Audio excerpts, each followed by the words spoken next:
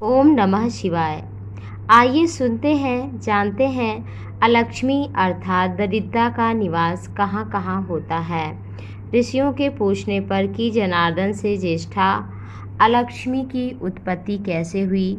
सूत जी कहते हैं, हे द्विजगणों, भगवान जनार्दन ने पहले अलक्ष्मी दरिद्रता का सृजन करके लक्ष्मी का सृजन किया, इसलिए अलक्ष्मी दरिद्रता ज्येष्ठा कही गई हैं। अमृत की उत्पत्ति के समय महाभयंकर विष निकलने के पश्चात पहले ज्येष्ठा अलक्ष्मी उत्पन्न हुई, ऐसा सुना जाता है। इसके अनंतर विष्णु भार्या लक्ष्मी जी आईं।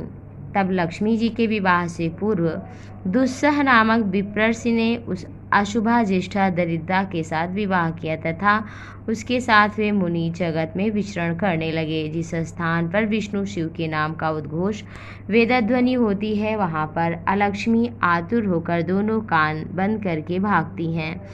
ज्येष्ठा का यह व्यवहार देखकर मुनि दुस्सह उद्विग्न माने दुखी हो उठे और वन में जाकर घोर तप करने लगे। इसी बीच उन योगेश्वर मुनि ने मार्कंडेय ऋषि को वहां आते हुए देखा तथा उनको प्रणाम करके ऋषि दुस्सह ने कहा, हे महामुने, मेरी यह पत्नी मेरे साथ किसी भी तरह नहीं रहती। मैं अपनी इस स्त्री के साथ कहाँ रहूं, कहाँ ना रहूं।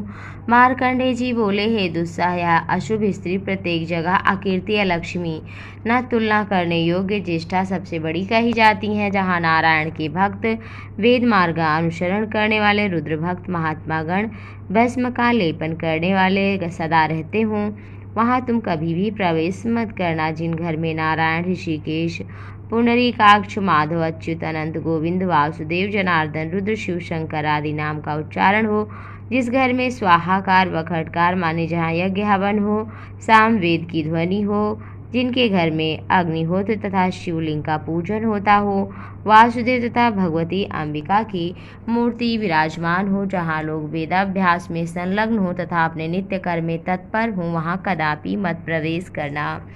दुस्सह बोले, हे मुनि श्रेष्ठ, जिस स्थान में हमारा प्रवेश हो सके वो स्थान बताएं। मार्कंडेय जी कहते हैं, जिस घर में वैदिक गुरु, अतिथि, गाय की पूजा ना होती हो, जहाँ पति पत्नी विरोधी हो, जहाँ भगवान वासुदेव के प्रति भक्ति ना हो, जहाँ सदाशिव की पूजा ना होती हो, जिस घर में जप होम नाम संकीर्तन ना होता हो, पर्व पर पूजा ना हो, जहाँ पितृकर्म श्राद्ध आदि ना हो, वहाँ तुम पत्नी के साथ भय मुक्त होकर निरंतर निवास करो। इसके अतिरिक्त मार्कंडेय मुनि छठे अध्याय में कुछ वृक्ष और पौधों का वर्णन कहते हुए कहते हैं, जहाँ कांटेदार वृक्ष, पलाश, आक, आजमोदा आदि के पौधे, वहाँ तुम अपनी भार्या के सहित निवास करो।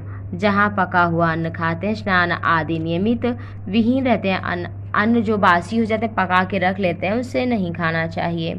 जो स्त्री शौचाचार से विमुख हो, देह शुद्ध से रहित हो, भक्षाभक्ष पदार्थों में भक्षण तत्पर रहती हो, उस मनुष्य जो मद्यपान में निरंतर संलग्न होते हैं, मांस भक्षण में तत्पर रहते हैं, पराय स्त्रियों में आसक्त रहते हैं, जो लोग नित्य कर्म रुद्र भक्ति से विमुख है, वहाँ तुम भार्या के सहित रहो। सूत जी कहते हैं, सुनकर मार्कंडेय मुनि वहीं पर अंतर्धान हो गए। उनके बताए अनुसार स्थानों में दुस्सह मुनि अपनी भार्या सहित पहुँचे।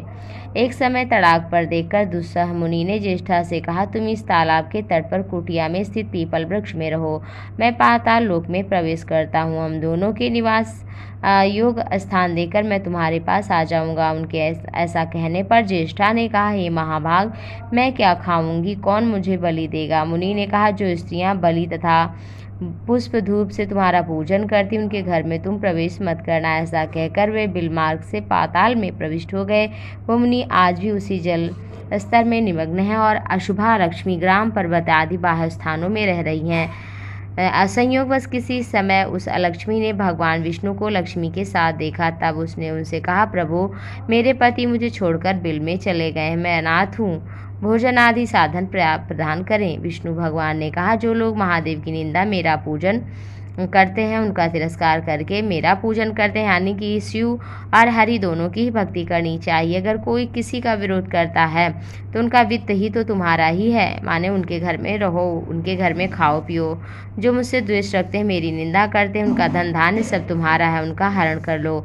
ऐसा कहकर उन अलक्ष्मी को विदा करके जनार्दन अलक्ष्मी के क्षय की सिद्धि के लिए लक्ष्मी के साथ रुद्र का जप करने लगे था। हे मुनीश्वरों, सभी विष्णु भक्तों को चाहिए कि अलक्ष्मी को नित्य बलि प्रदान करें। सभी स्त्रियों को बलि उपचारों से सदा ज्येष्ठा अलक्ष्मी की पूजा करनी चाहिए। जो मनुष्य इस अलक्ष्मी वृत्तांत को पढ़ता है अथवा सुनता है, दूसरों को सुनाता है, वह पाप रहित होकर लक्ष्मीवान होता है और शुभ गति को प्राप्त करता है। सूत जी कहते हैं, जो मन वचन कर्म से पुरुषोत्तम को प्रणाम करके नमो नारायणाय इस मंत्र का जप करता है, सोते जागते बैठते उठते भोजन करते तथा भोज्य पदार्थ का स्पर्श करते हुए नारायण का स्मरण करता है, वह सभी पापों से मुक्त होकर सद्गति प्राप्त कर लेता है। नारायण का नाम सुनते ही दुस्सह की पत्नी अलक्ष्मी वहाँ से भाग जाती है और नारायण की पत्नी लक्ष्मी भगवती वहाँ सदैव निवास करती हैं। बोलिए शंकर भगवान की जय, उमापति महादेव की जय, विष्णु भगवान की जय।